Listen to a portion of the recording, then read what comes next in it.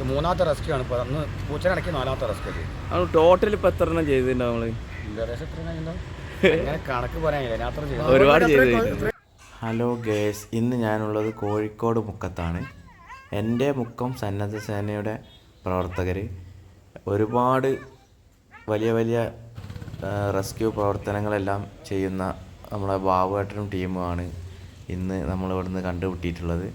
ഇന്നിവർ 3ഓളം rescue പ്രവർത്തനങ്ങൾ ചെയ്തിട്ടുണ്ടെന്നാണ് നമുക്കറിയാൻ സാധിച്ചത്.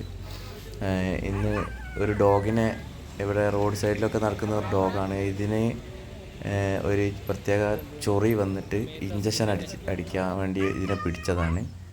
അപ്പോൾ അതിന് ഇഞ്ചക്ഷനെല്ലാം അടിച്ചിട്ട് മരുന്നെല്ലാം അടിച്ചിട്ട് ഇതിനെ തുറന്നു വിടാനുള്ളൊരു പരിപാടിയാണ്.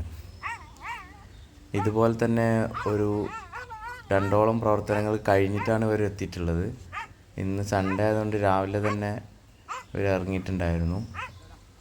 പൂച്ച എന്തോ ഒരു കാലിന് എന്തോ മുറിവ് പറ്റിയിട്ട് പൂച്ചേനെ ഇതേപോലെ റെസ്ക്യൂ ചെയ്തിട്ടുണ്ട്.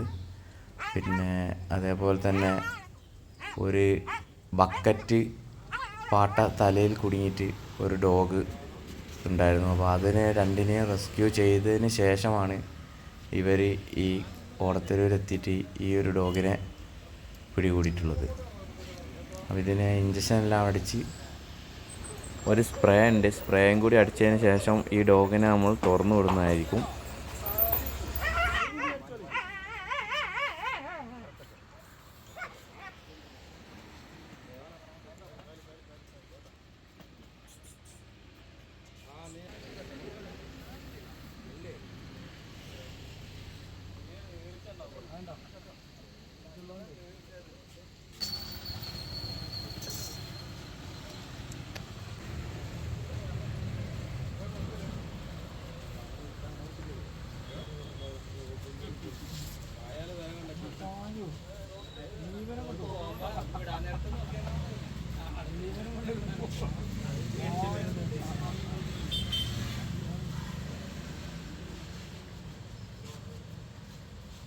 ഈ ഹൈവേയിൽ നടക്കുന്ന ആക്സിഡൻറ്റ്, അതുപോലെ തന്നെ എന്ത് രക്ഷാപ്രവർത്തനങ്ങളുമാണെങ്കിലും അവിടെയെല്ലാം ഓടിയെത്തി എല്ലാ ഹെൽപ്പും ചെയ്യുന്ന നമ്മുടെ ഈ ചുണക്കുട്ടന്മാരെ നമുക്കൊന്ന് പരിചയപ്പെടാം.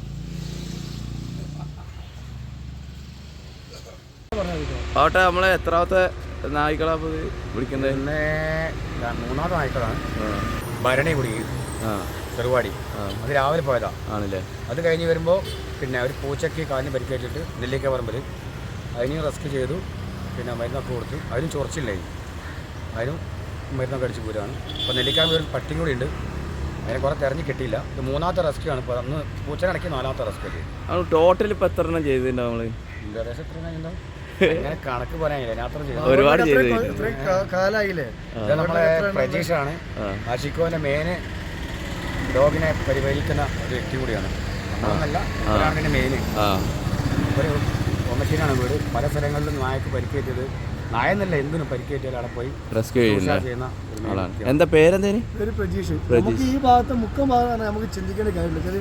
ബാബേട്ടുണ്ട്, എൻ്റെ മുക്കൊക്കെ ഉള്ളതുകൊണ്ട് പിന്നെ അവരങ്ങ് കാര്യം എപ്പോഴെങ്കിലും ഏതെങ്കിലുമൊക്കെ ഒന്ന് ഉണ്ടാവുന്നല്ലാതെ ഒഴിവുള്ളപ്പോൾ ഒരു കൂടെ ഒഴിവല്ലാതെ ബാക്കിവരാനാണ് എല്ലാ കാര്യങ്ങളും ചെയ്യുന്നത്. മൂപ്പര് നെല്ലിക്കാറുമ്പോൾ പേരെന്ന് പറഞ്ഞു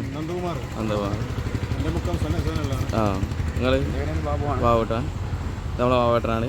നിങ്ങൾ ചെറുവാടി അല്ലേ? അപ്പോൾ ഓക്കെ, നമ്മൾ അടുത്തെന്തെങ്കിലും പരിപാടിയായിട്ട് കാണാം. ആയിക്കോട്ടെ, എന്നാൽ ശരി കേട്ടോ.